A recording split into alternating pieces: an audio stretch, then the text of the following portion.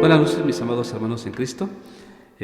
Vamos a continuar con los estudios de sana y buena doctrina. Estamos tomando en cuenta el estudio con el tema de el hombre.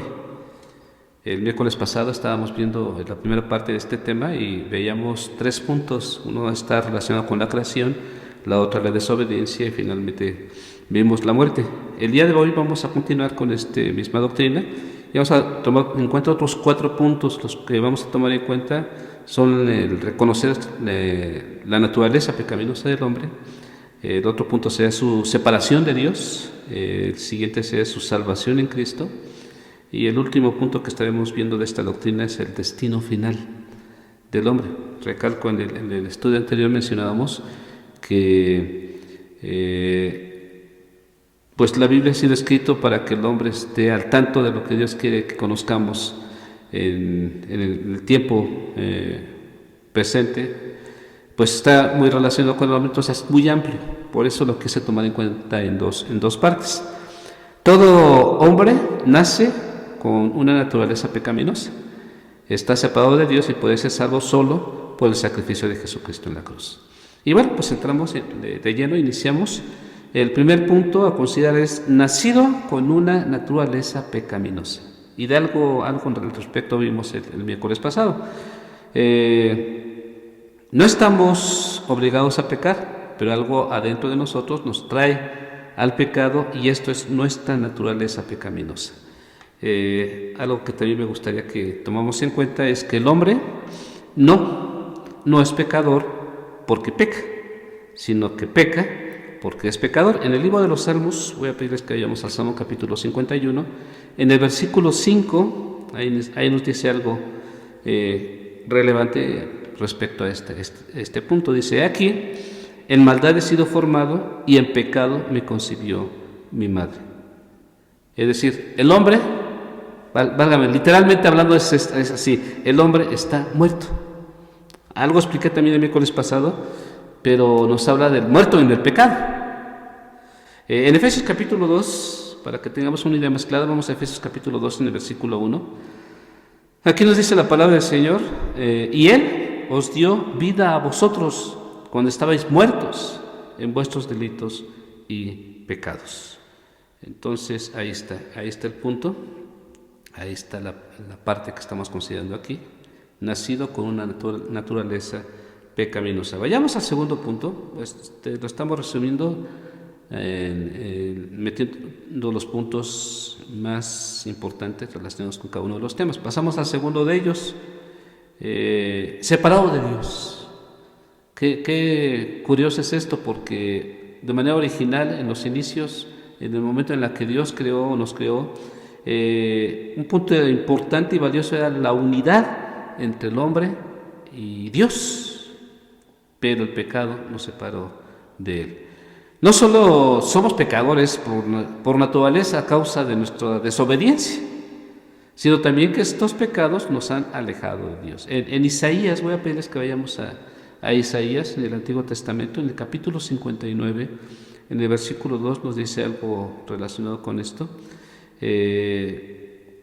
Pero vuestras iniquidades han hecho división entre vosotros y vuestro Dios, y vuestros pecados han hecho ocultar de vosotros su rostro para no oír. Aquí está muy claro en este versículo lo que estoy tratando de decir. El pecado no tiene ninguna esperanza de llegar a tener contacto con Dios. No podemos relacionarnos con Dios simple y sencillamente por el pecado que domina nuestras vidas. Y está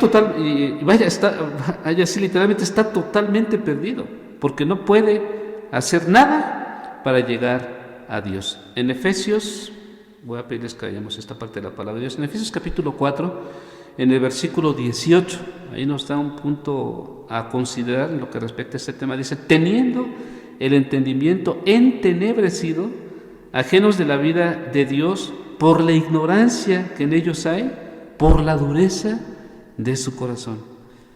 Lo que nos dice este versículo es lo que sucede en la gran mayoría de las personas en nuestro mundo. Es más, nosotros en algún momento de nuestra vida, los que somos creyentes, también estábamos en esas circunstancias. Vean los términos que se manejan. Dice, teniendo el entendimiento entenebrecido. Dice, ajenos de la vida de Dios. Y luego dice, por la ignorancia que en ellos hay. La ignorancia. Dice, por la dureza, y vean el tercer punto que maneja, la dureza de su corazón. Todo eso, dominado por el pecado, nos aleja completamente de Dios y no podemos acercarnos a Dios por nuestra propia cuenta.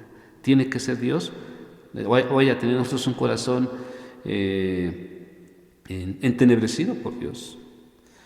Y de esta manera podemos acercar a Él, pero es Dios el que se acerca a nosotros, no tanto nosotros, porque nosotros no podemos acercarnos a Dios porque estamos controlados por el pecado. Vayan, y sus buenas, esto quiero resaltar de una manera muy importante, de una manera muy especial, ni sus buenas obras, ni su religión, ni sus penitencias pueden servir como puente sobre el abismo del pecado que existe entre el Dios Santo y el hombre pecador. Pongamos mucha atención en eso. No perdamos de vista la importancia que tiene, porque un punto determinante a resaltar es el ser rescatados de la condenación eterna, del infierno, y reencontrarnos nuevamente con Dios.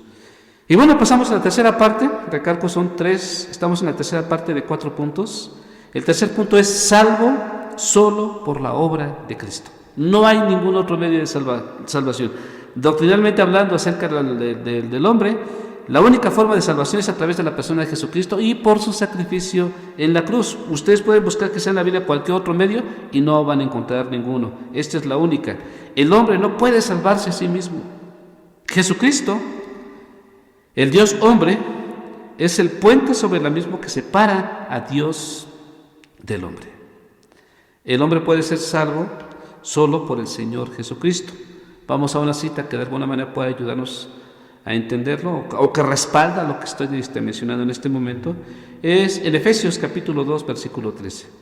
Efesios capítulo 2, versículo 13 nos dice: pero ahora, en Cristo Jesús, vosotros que en otro tiempo estabais lejos, habéis sido hechos cercanos por la sangre de Cristo. Dice, pero ahora en Cristo Jesús, vosotros que en otro tiempo estabais lejos, ahora habéis sido hechos cercanos por la sangre de Cristo. Hermanos, solo Cristo puede salvar, nadie más. En Hechos capítulo 4, y vamos a usar otra cita para reafirmar bien el concepto. Hechos capítulo 4, versículo 12 dice, y en ningún otro, y lo resalto, y por eso mencioné este versículo porque es muy claro, dice, y en ningún otro hay salvación, porque no hay otro nombre bajo el cielo dado a los hombres en que podamos ser salvos. Y resalto esta última parte, no hay otro nombre bajo el cielo dado a los hombres en que podamos ser salvos. Solamente la persona de Jesucristo es el único medio por el cual nosotros podemos ser salvos, ser rescatados de la condenación eterna y evitar el infierno. Hermanos, el hombre puede ser salvo solo por el sacrificio de Jesucristo en la cruz. Lo resalto de una manera muy clara y respaldado totalmente por las Escrituras, por la palabra de nuestro Dios. Y pasamos a la cuarta y última parte, el destino final de los hombres. En Hebreos, en el capítulo 9, versículo 27, nos dice algo relacionado con esto, resaltando el destino final de los inconversos, como también el de los creyentes. Hebreos capítulo 9, versículo 27 nos dice, y de la manera que está establecido por los hombres, que mueran una sola vez. No hay otras formas de morir, es una sola. Dice, y después de esto, el juicio. Nótese que aquí no hace referencia a un tipo de hombre, hace énfasis a los dos, a los creyentes y a los no creyentes, a los crédulos o a los incrédulos. El destino, y bueno, vamos a mencionar algunas citas que especifiquen a cada uno de ellos, a los que son creyentes y a los que no lo son. Y vamos a tomar en cuenta, en primer lugar, el destino final de los no creyentes. Este será una existencia eterna de sufrimiento consciente, es decir, sufrir por toda la eternidad. En Apocalipsis, las dos citas que vamos a tomar en cuenta serían Apocalipsis, porque Apocalipsis es el libro más centrado en la escatología, hablando del destino final del hombre.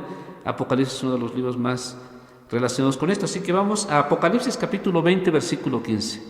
El destino final de los creyentes será una existencia eterna de los no creyentes, será una existencia eterna de sufrimiento consciente. Apocalipsis 20, 15 nos dice: y el que no se halló inscrito en el libro de la vida, los no creyentes, fue lanzado al lago de fuego. Ahí está muy claro, tremendo y terrible, pero ahí está y es muy claro. Ahora, el destino final del creyente es muy diferente. Sí hay juicio, pero es muy diferente. En Apocalipsis capítulo 22, en el versículo 5, nos dice la palabra del Señor: no habrá ahí más noche y no tienen necesidad de luz de lámpara ni de luz del sol, porque Dios, el Señor, los iluminará y reinarán por los siglos de los siglos. Este es el destino final de los creyentes. Aún siendo creyentes, somos instruidos a vivir en santidad. Y es ahí donde estaremos terminando ya el tema de esta doctrina, la doctrina del hombre. Aún siendo creyentes, somos instruidos para vivir en santidad.